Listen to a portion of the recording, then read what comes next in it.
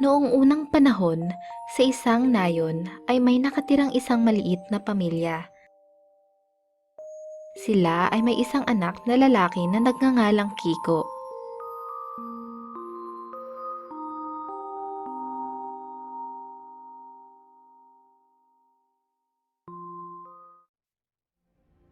Si Kiko ay napakapilyong bata at mahilig makialam sa lahat ng bagay.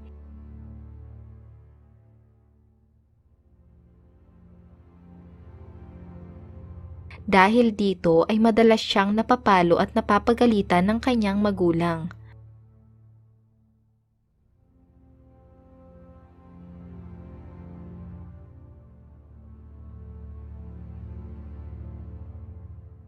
Ngunit imbis na magtino, ay lalo pang tumigas ang ulo ni Kiko.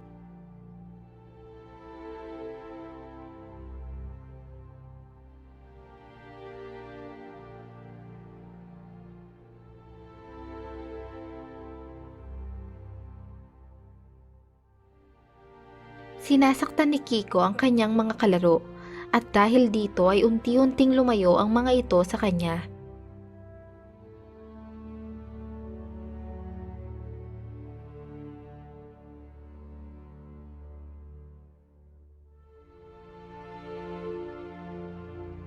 Hindi din siya marunong gumalang sa mga mas matanda sa kanya.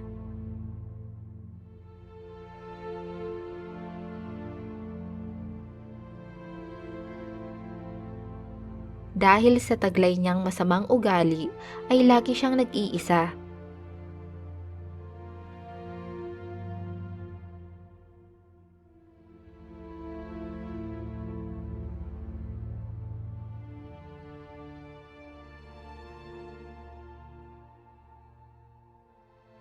Palibhasa'y walang kalaro, mga inosenteng hayop naman ang kanyang ginawang libangan.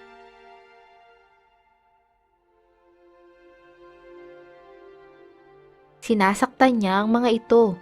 Sinisipa, binabato, at pinapalo niya ang mga hayop.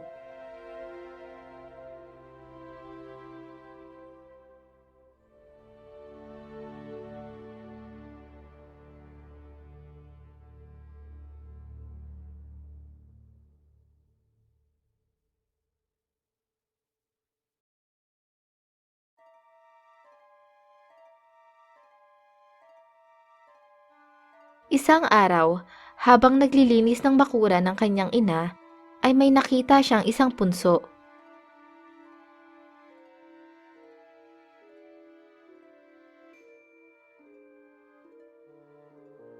Lumapit siya dito at bigla itong sinipa. Nakita ng kanyang ina ang ginawang pagsipa ni Kiko sa punso at ito ay nagalit. Humingi ng paumanhin ang kanyang ina sa mga hindi nakikitang nilalang.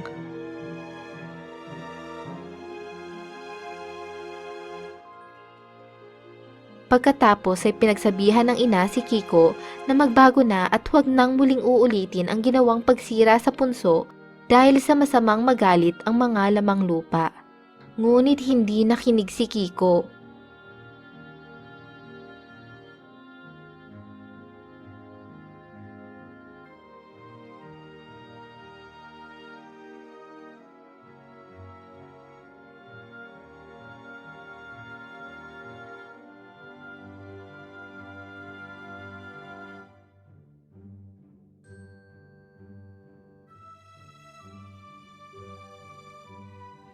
Nang sumunod na araw ay may nakita siyang isang bayawak.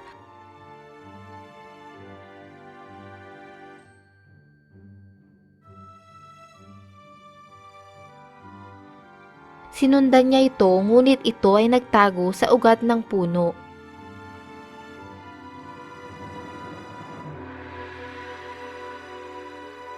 Nang sinilip niya ang puno ay laking tuwa niya nang matagpuan niya ang maraming itlog ng bayawak. Isa-isa niyang binasag ang mga ito.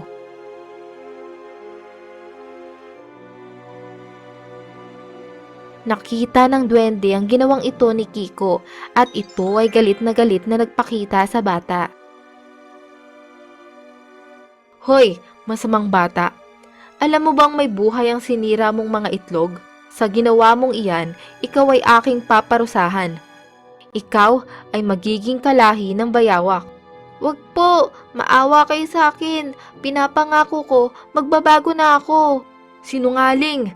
Kahapon lamang ay nangako ka sa iyong ina na magbabago ka na. Ngunit hindi mo ginawa. Ang iyong anyo ay magiging kahalintulad sa isang bayawak at ang itatawag sa iyo ay butike. At dahil ikaw ay tao na nilalang ng may kapal, kaya sa tahanan ka rin mananahan. Sa takot ay tumakbo si Kiko pauwi ng kanilang tahanan. Malayo pa lamang ay nagsisisigaw na si Kiko. Inay, tulungan niyo ako. Ayokong maging butiki. Napadungaw ang ina sa bintana at nakita niya si Kiko na tumatakbo. Ngunit bago pa man makaakyat ng hagdan si Kiko, ito ay nagbago ng anyo.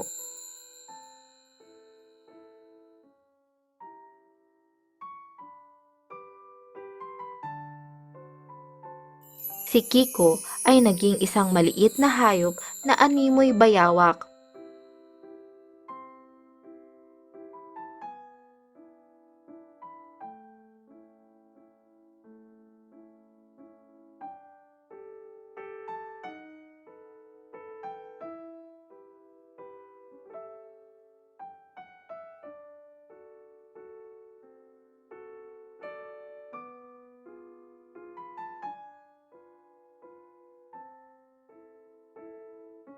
At dahil sa butiki ang huling salita na narinig sa anak, kaya butiki na rin ang itinawag sa hayop na ito.